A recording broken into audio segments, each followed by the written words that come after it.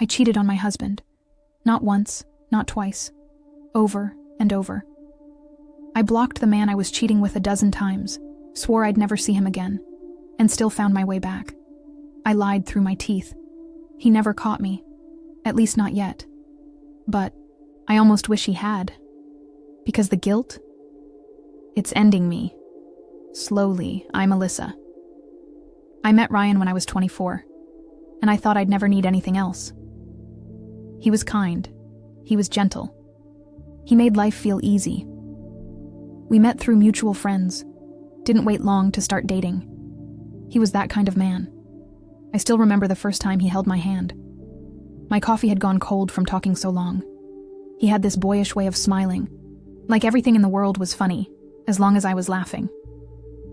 By the time I was 26, we were married. And we had a life that felt like it came from a romantic novel. Not perfect, but soft. Steady. He'd leave me notes in my lunch, call, just to hear my voice, show up with flowers even after a fight. We had our routines. Friday movie nights, Sunday morning pancakes, and quiet evenings where he'd read with his head on my lap while I played with his hair. And I loved him. I did. I do. As hard as it is to believe me now, but I still love that. Man, but love isn't always enough to protect you from yourself. It started at my new job, a marketing firm, edgy, young, creative, fast-paced. I was 29, married for 3 years, comfortable, maybe too comfortable. I stopped caring about things I cared for a few years back. I had Ryan. I didn't put as much thought into my outfits anymore. My makeup, my skincare. Ryan made me so comfortable that I slowly started to put in any work. I didn't realize I hated that. Ryan never said anything. He wasn't that type of man. He'd say I look beautiful in pajamas or a full-on dress.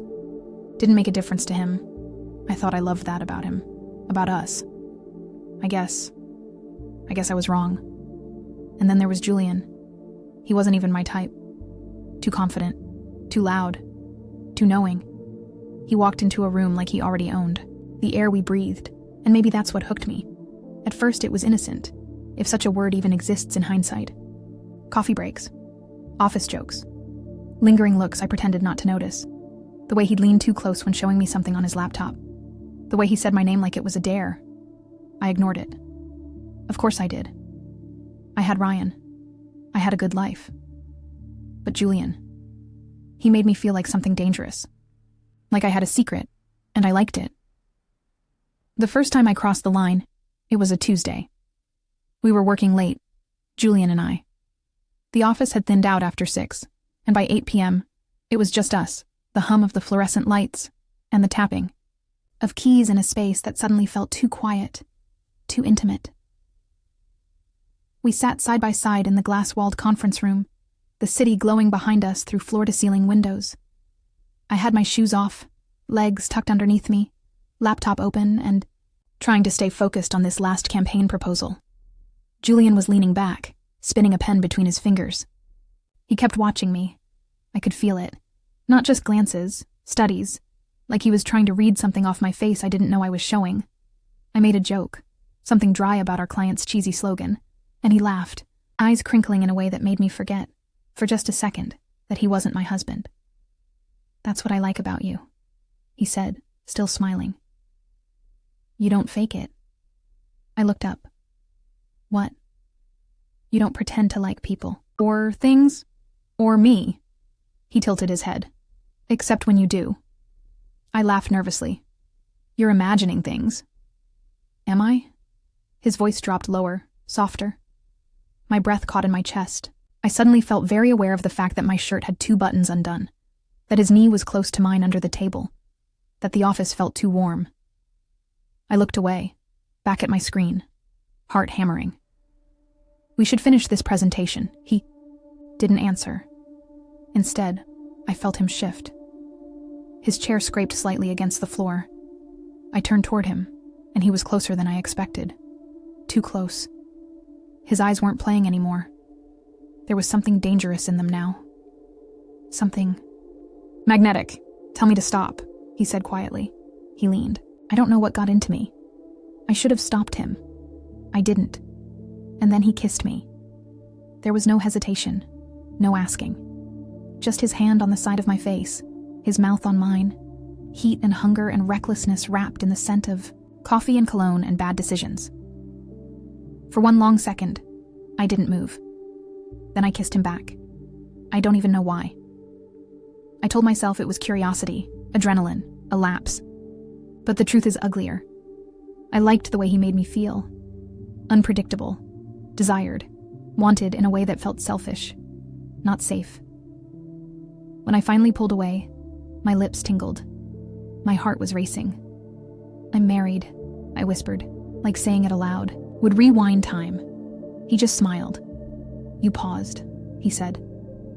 And I hated him for being right. I stood up, grabbed my bag, muttered something about needing to go, and walked out without looking back. I sat in my car for 20 minutes before starting the engine. I didn't cry. I didn't scream. I just sat there, staring out the windshield into the darkness, replaying that kiss over and over in my mind, like it was the beginning of something I couldn't stop, like a car rolling downhill with the brakes already gone.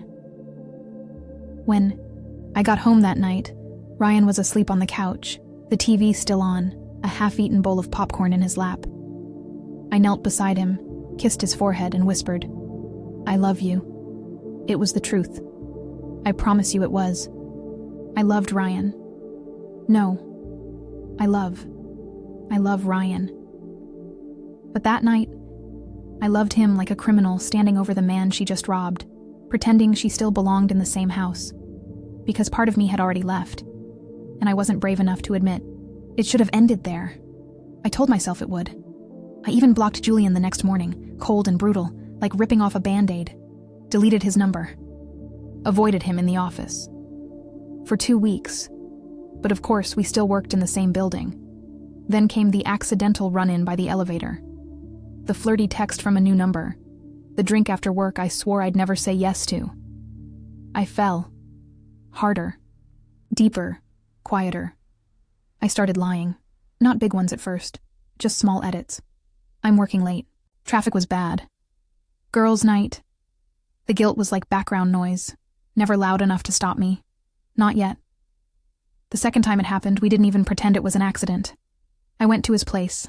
I lied to Ryan's face and left the house with a smile and an overnight bag. Worst part? He didn't even need to convince me. That night, I cheated. Again. On the man who still ironed my work clothes without me asking. Afterward, I cried in Julian's bathroom while he slept, disgusted with myself. I blocked him again the next morning. Ryan kissed my forehead and said, "You look tired." I told him I didn't sleep well. The cycle repeated. Months of silence. Then a text from Julian. "Still thinking about you." Sometimes I blocked him immediately. Sometimes I replied with a single word. And sometimes, like the weak, broken thing I became, I answered the door. Julian was toxic, addictive. He knew all the buttons to press. He made me feel alive and wanted, but like a drug, the high was followed by nausea. I hated myself. Every time I came home, Ryan would be there, smiling, trusting, loving me like I deserved it. Every lie I told him dug another hole inside me. One night, we almost got caught. Ryan had a work dinner. I thought I had hours. Julian came over. I was reckless. We were in the bedroom, our bedroom. His hands were still on me when suddenly, the front door opened. Ryan's voice. "Babe." Panic. Pure, blinding panic. Julian bolted into the bathroom. I threw on whatever was close, heart racing, brain screaming. Ryan was early. He forgot his wallet. He kissed my cheek. I was shaking. He asked if I was okay. I nodded. "Hot shower," I lied. "Headache." He smiled, said he hoped I felt better. Left. Julian was gone the next minute. I vomited in the sink. After that, I promised myself it was over. I blocked Julian. Deleted everything. Burned the lingerie he liked. I even considered quitting my job. For 3 months, I was clean. I poured myself into Ryan, cooked more, hugged longer, told him I loved him more often. But I didn't feel clean, because inside, I was rotting. Then the messages started again. A new number, a private Instagram account, a direct message. "I miss you." You can't pretend you don't miss me too. I broke. Again. Ryan was out of town for a conference. I was lonely. Julian knew exactly what to say. And just like that, I was back in his arms. I don't know what's wrong with me. I cry in the shower. I pick fights with Ryan just to push him away. I flinch when he touches me sometimes. Not because I don't love him, but because I don't deserve his love. Julian offered to run away with me once. I laughed. But I think maybe he was serious, and maybe a part of me considered it. That's the most terrifying part. Because if I did leave Ryan, what would I be? A traitor, a liar, a woman who threw away everything good for someone who only wanted pieces of her. Sometimes I imagine telling him, not because I want to hurt him, but because I want relief. I dream of his face, the way his eyes would break, the way his mouth would open in disbelief, the way he'd ask, why? And the truth? I don't have an answer, not one that makes sense, not one that justifies anything I did. I want him to hate me. Maybe then I could start hating myself less, but he doesn't know. He still looks at me like I'm the best thing that ever happened to him. He still takes my hand when we cross the street, still runs baths for me when I have cramps, still kisses me like I'm the only woman in the world, and every time he does, I break a little more.